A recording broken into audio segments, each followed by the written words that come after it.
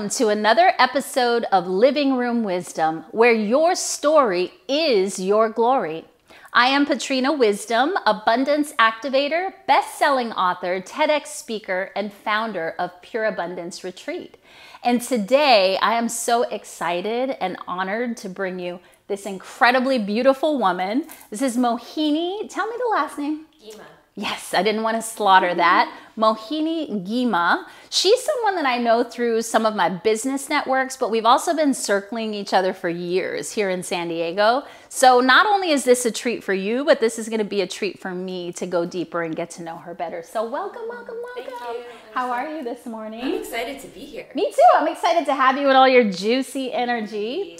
So those of you who know me know I'm about everything abundance, and part of abundance is really embracing and alivening that sensual, sexual energy and using that to catapult you into further abundance. Absolutely. And so we're going to be having that conversation today. But before we get started, I want you to introduce yourself, but not necessarily according to what you do. I want you to really share with our audience who you are. I love answering this question because I typically don't answer, what do I do? I love answering who I be. Yeah. So who I be is a journey of transformation, of a lot of unlearning, awakening, and reclaiming. Yes. And understanding who, I had to go through this journey of understanding who I'm not in order to understand who I truly am. So that's who I be in this world. I love that. A sliver of who I be. So more insight now. I want to find out what has been your greatest challenge, and 9 times out of 10 it has to do with some of this unlearning and becoming who you be now. So what's been your greatest challenge? Tell us about that journey. The greatest challenge for me so far has been really understanding all of the different layers, so many layers, that I've just didn't even know existed. I grew up Christian in a predominantly, really small, predominantly Italian and Irish town in New Jersey, and I'm not that. Right. So I had to really unlearn this sense of trying to fit into spaces that I didn't really fit in, and also understanding, coming home to myself around, I can also belong anywhere. And I didn't feel comfortable in my skin for a long time. In my body, I was super disconnected, really, really disconnected from who I was. And I really was just checking off all the boxes of who I thought I needed to be. And so that unlearning was, okay, whose life am I actually living?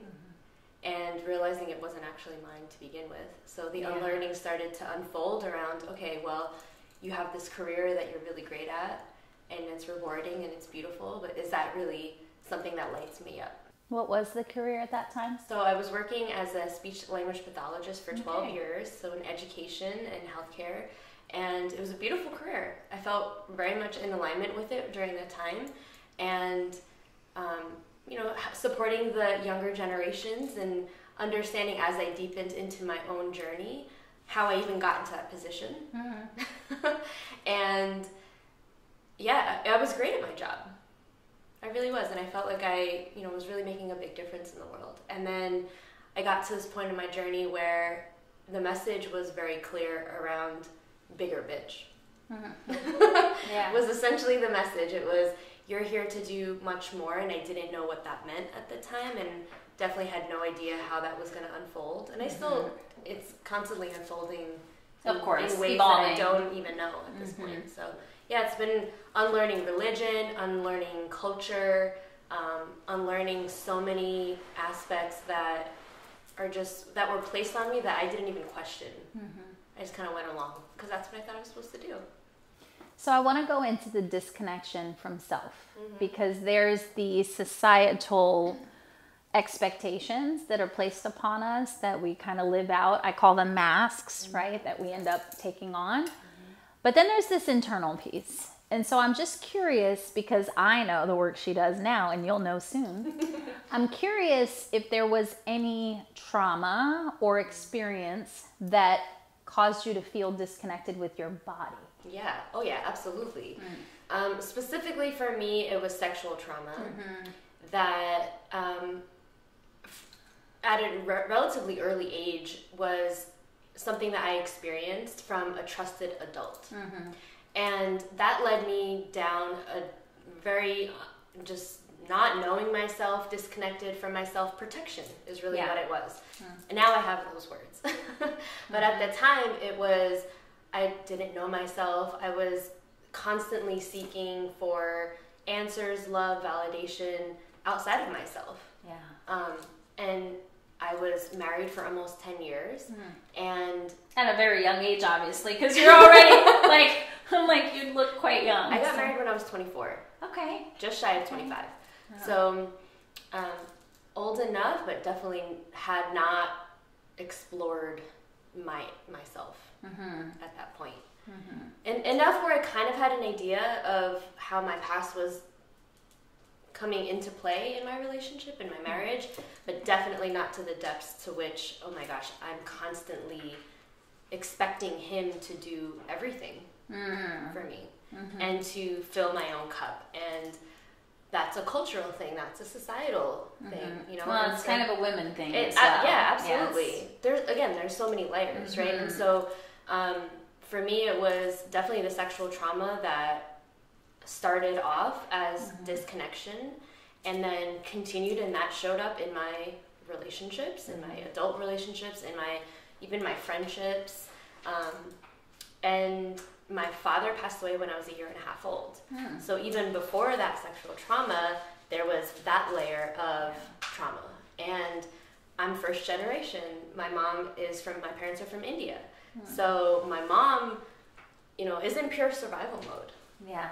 When she got here, she left her entire family, and now she's in a new country, figuring out. Brave.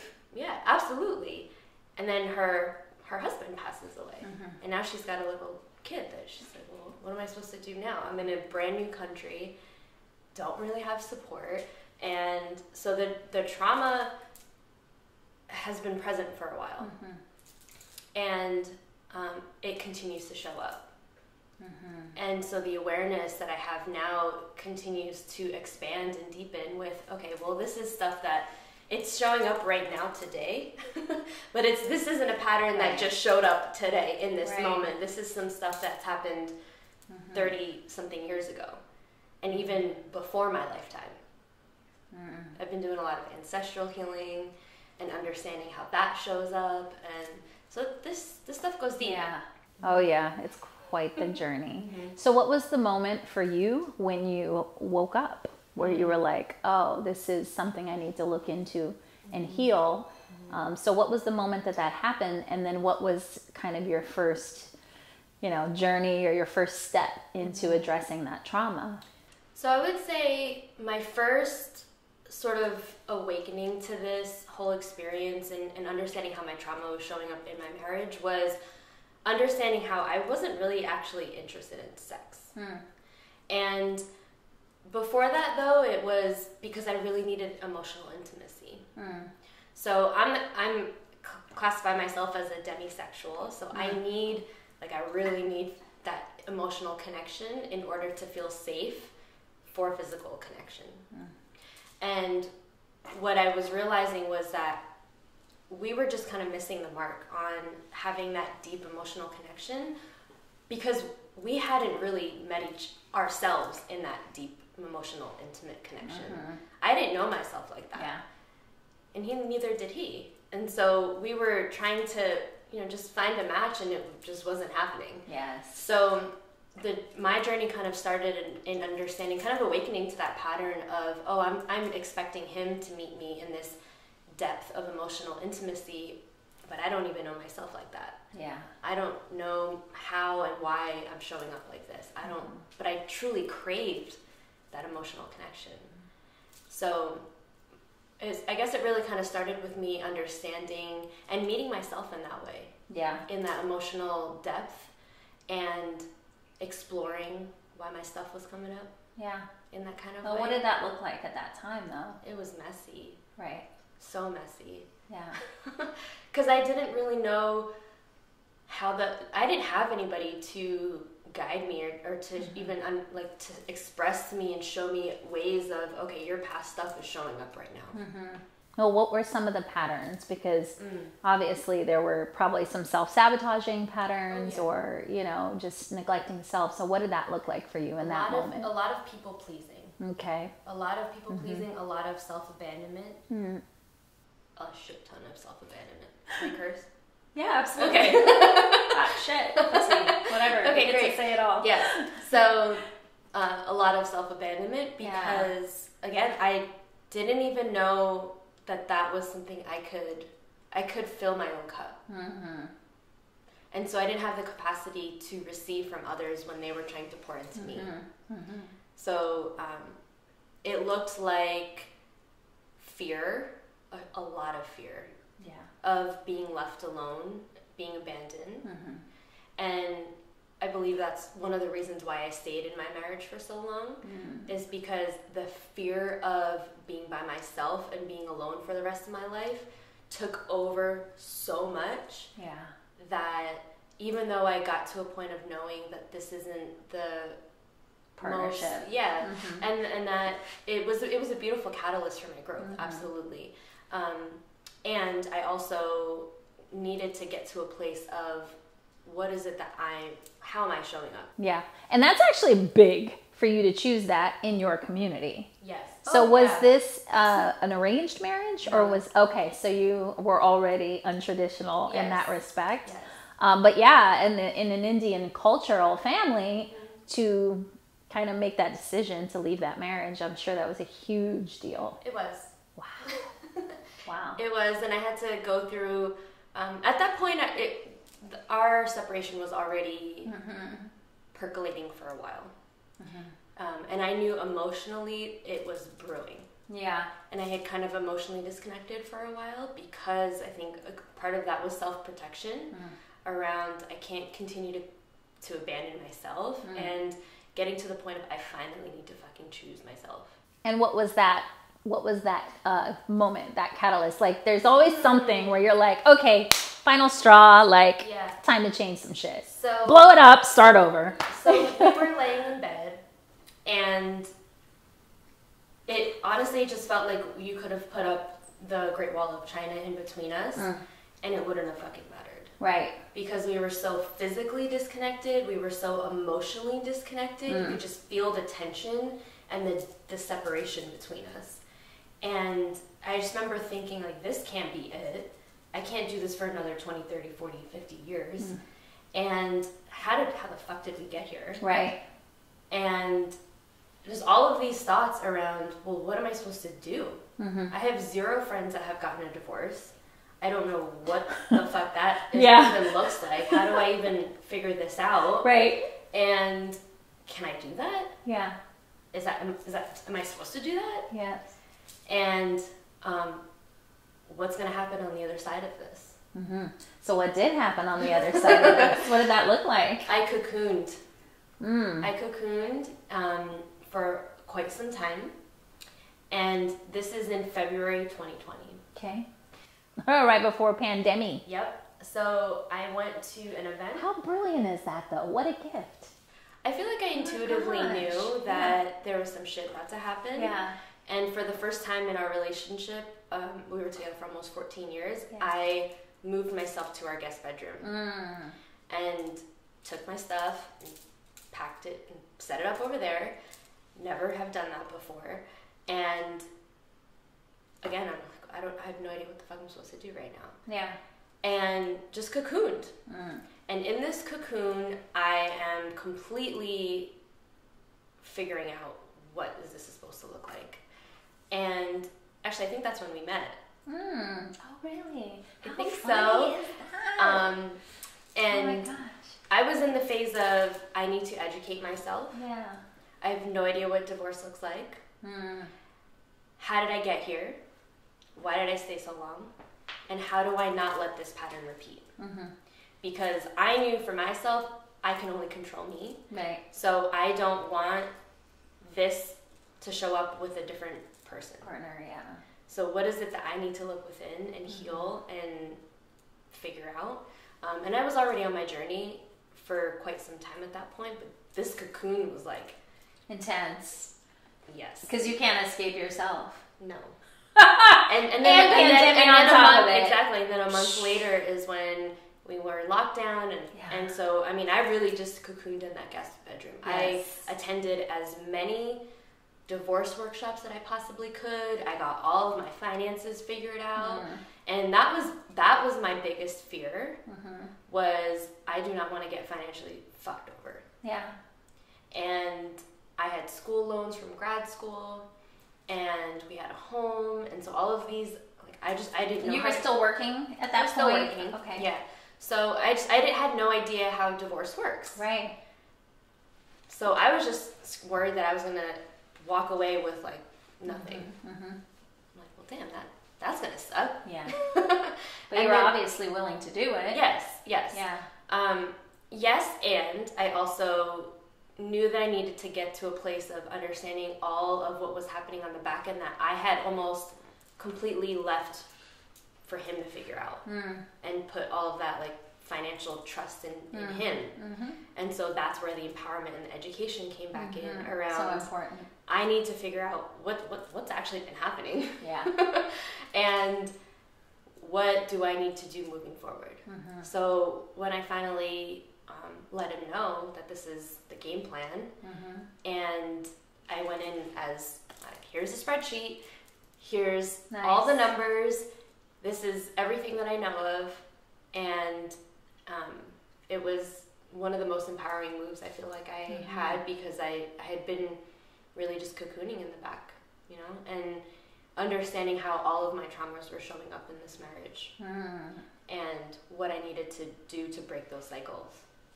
So then pandemic ends, lockdown lifts, and you emerge, right? This swan, right? And so tell us what happens next. So I move out in October 2020. Okay. And this is the first time I'm living by myself. So I went from college to having another roommate during grad school, and then moving in with my, at the time, fiance and then husband. And so I never had time to live by myself. But I knew that that's exactly what I needed to do. Yeah. I knew I needed to, again, cocoon, but in a different environment, in a space that was going to really hold me, and again, allow me to deepen in myself. And so that's what I did. A whole nother layer, many layers actually, of a lot of unlearning, a lot of crying, a lot of anger, a lot of grief and sadness, so much. I had no idea how much I was holding on to. And again, those expectations, I was holding on to those things like so much in my body. Yeah. But bringing it back, like I was so disconnected from my body. I didn't realize how much I was holding on to. I didn't realize how much stress and trauma and shame and silencing and anger. Like I was fucking angry. Right. Yeah. But I didn't think I could express that anger because I was taught that I would be a bitch. And I didn't want to be a bitch. Yeah. So I'm just going to keep this in, I guess. So how did you reconnect? To my body, to myself. A lot of feeling. A lot of creating space for the feeling. What helped me was breathwork, pranayama, and reconnecting to my breath. That was a big part of just slowing the fuck down. Yeah. I realized most of my life was in survival mode, and I was cruising. Yeah. And I didn't realize it because I had all the things. So I thought I was thriving. You know, I've got the job. I don't know any better. Right. Got the job, got the 5-bedroom house 20 minutes from the beach, got the husband and the dog. Did all the things. Traveling Check, the check, world. check. Exactly. And why am I still not happy? Exactly. Right. That fulfillment piece. Yes. That aliveness. Yes. Okay. And again, I didn't have any friends who we weren't talking about this. Yeah. Yeah, they're like, girl, why you not happy? Right. Oh, that's a terrible accent. That was not Indian at all, but whatever. You get the point. Yes. But they're like, you know, oh, you should be grateful. You should be Yes. happy. You have everything, Yes. you know? And Yes. in your mind, you're like, yeah, I should be grateful. I should be happy. Right. But in the end, you know your truth. Yes. And I think I realized I was gaslighting myself. Because I was like, am I crazy for wanting more? Right. I have everything. Yeah. How the fuck could I possibly want more? Right.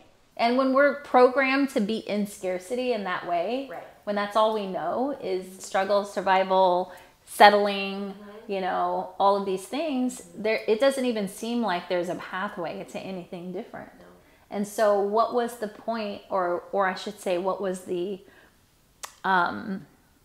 like, how did you get from there to here? What are the tools? Because I know now you work in that space with women.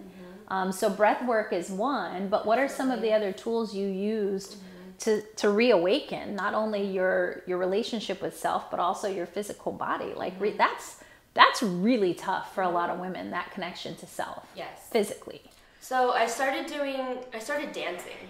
And I remember going to my first choreographed dance class and again feeling so disconnected because my body and my mind were just like in two totally different I have no idea states. what the fuck is happening right now. Right. So I realized I attempted, you know, like I really did try, and I honestly feel like that's where I got the awareness of, okay, I have a lot of work to do because mind is here, body is here, and I've lived most of my life all up in my mind. Overthinking, over analyzing, very logical, very structured, spreadsheets. Okay, so that was natural for you. Yes, and with that though meant I was really disconnected from my true feminine essence. And outwardly, I feel like I looked like I was very connected to my feminine essence, but inwardly, I was very disconnected from my sensuality. I was not connected to, I was so go, go, go. And to me, the true feminine essence is like, slow the fuck down. Right. You were in the doing instead of the being. Exactly. Exactly. So part of my reconnecting to that feminine energy was creating space for all that feeling. And shit is not always love and light. Right.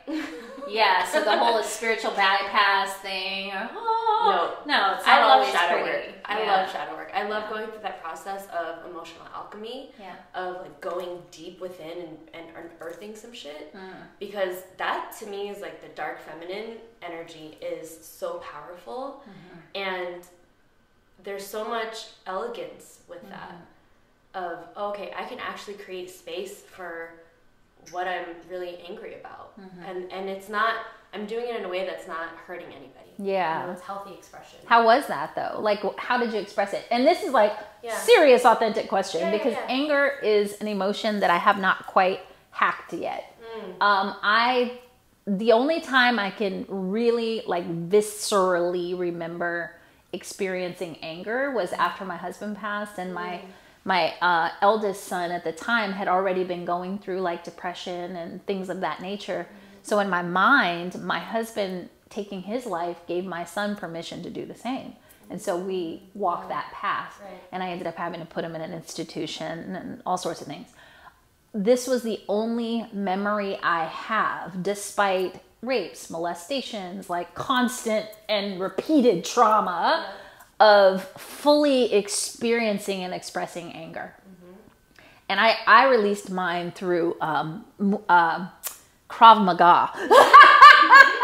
I started doing Krav Maga, like seriously, like let me just get in here and kick some ass, right? But you seem to have done it in a much more like kind of feminine way, perhaps, or I don't know. I'm really interested. Please give me tools, because I want to express some anger. I want to break some shit. So I have rage rooms. Have you ever been to a rage I know. room? I've been to axe throwing, really good at that. Yes. I'm very good at things like that, but it doesn't feel like it's intentionally releasing anger, but I think like more passively it does. Yes. But I want to do it intentionally. So Let's tap into my pissed offness. What's that? I create a whole ceremony around it. Nice. It's a whole journey for me to like sit with my anger. And I invite it in, and I've got some angry music that I play. So I'm I love that. This is part of connecting to my body. Is I'm very, very, very sensory. So I'll light incense. The lights are low. The music is matching the vibe of which I'm like the emotions that I'm wanting to evoke. I journal. That's your anger ritual? Yeah. I'm getting there. That seems counterintuitive. It's a whole, well, because again, I'm inviting it in. Like, I want to have a relationship with it. I don't want it to be like, oh, you're over there and I'm over here and we're disconnected. You know, it's to me, it's a sacred invitation. It's another ritual, like anything else. Gotcha. Yeah. Okay, you're fucking my mind up right now. So I journal, and I'll just kind of ask myself, like, what is it that I'm pissed off about? Sure. And maybe it's something that happened today. Maybe it's something that happened last week. Maybe it's some shit that happened when I was 4. Maybe it's some shit that happened pre-conception. You know, and just write it out. Write it out, and then I pull it from my journal, and then I burn it. And then the music is still playing, and then I practice some breath work, and I'm getting, so specifically I'll do lion's breath. Okay. And so, exactly, bringing in the heat from the sacral. Okay. That's another part of like how I connected to my body. So connect to the anger that lives here in my womb space. A lot of trauma is held. Yes. For women in this space, right? So I'm bringing it up, and I'm allowing my breath and the energy to come from here and bringing it up. I've got a pillow. So I'm punching the pillow, I grab the pillow, I scream in it, then I'll stand up. I'm usually doing this seated, and then I'll stand up and I'm literally just like punching the air. Nice. And kicking the air, and I'll scream, and I just get it do up workshops? and out. We need workshop. I do workshops. We need workshop. Yeah, I want to play. Yes. And it's fun. Yes. I mean, it sounds like it. I mean, huge release. Kind of fun. Yeah. But there's so much stuff that we hold on to. Like our bodies are constantly listening to us. Constantly. Whether it's the music we listen to, the conversations we have, just everything. Yeah. The intake. Whatever we're consuming and intaking, our body is taking that in. The foods that we're eating. Yeah. All of it. And so creating space for the anger, for the grief, for the disappointment.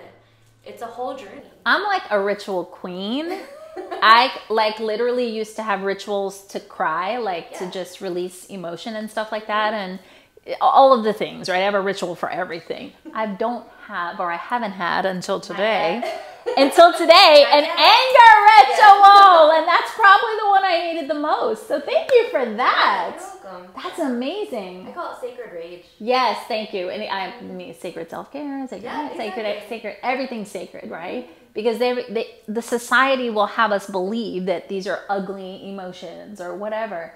But somehow making it a sacred, ritual or environment I love this. Okay. Sometimes I also go to the ocean too. Go where? To the ocean. Oh, yeah. At night. Yes. When there's nobody there. And just yell. Nice. And just give it to the earth. Yeah. Give it back. I love this. Okay, but let's get to the sex. Okay. I've been like, okay, let's talk about the sex. So how did you, well, it's been a huge part of my journey. Yes. So when anger, the way in my former life that I would deal with anger is to fuck it out, right?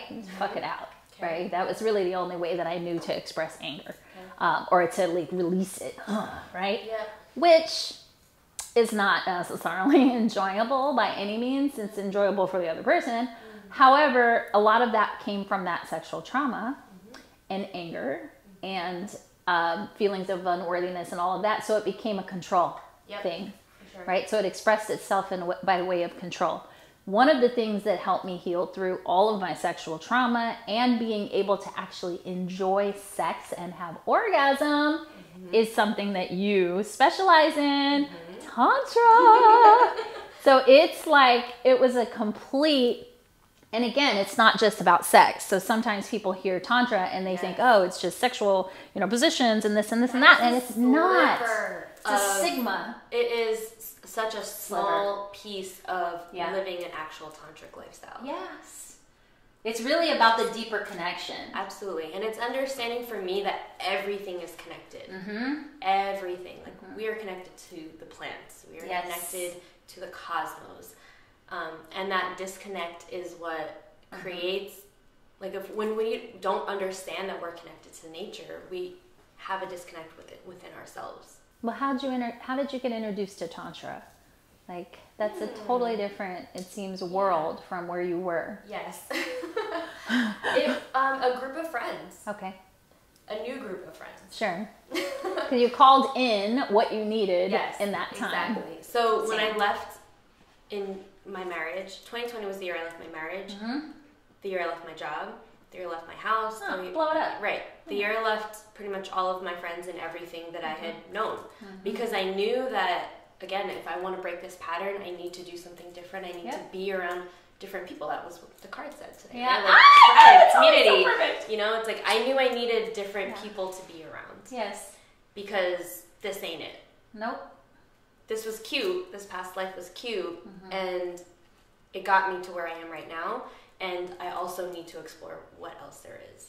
So it was a group of friends who I just went over there. I was the new person at the dinner table. And they were just talking about squirting and sex and fun. And I was like, what? This is just regular conversation right now? No big deal. And I went home and just journaled about it. I was like, wow, there are people out here who are having these kind of conversations so openly. Yes. I don't have this kind of conversation with myself. Right. Okay. So again, let me go deeper and figure out what is going on here. So then I went down the rabbit hole of what does it mean to live a tantric lifestyle? What does that mean? How can I embody that? And bringing it back to that disconnect from myself and my body, when I connected to Tantra and really deepened into that, I understood that, one, it means to slow down. And two, it means to connect to my senses. Like living a sensual life means nothing more than slowing the fuck down and connecting to your senses. Yeah.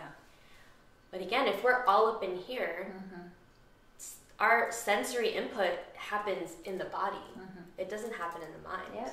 Right? So if we're living all up in here, which is what I was doing for most of my life, that means I got the opportunity to drop in to my body and pay attention to, wow, I love the way the sun feels on my skin right now. That's a simple practice. Yeah.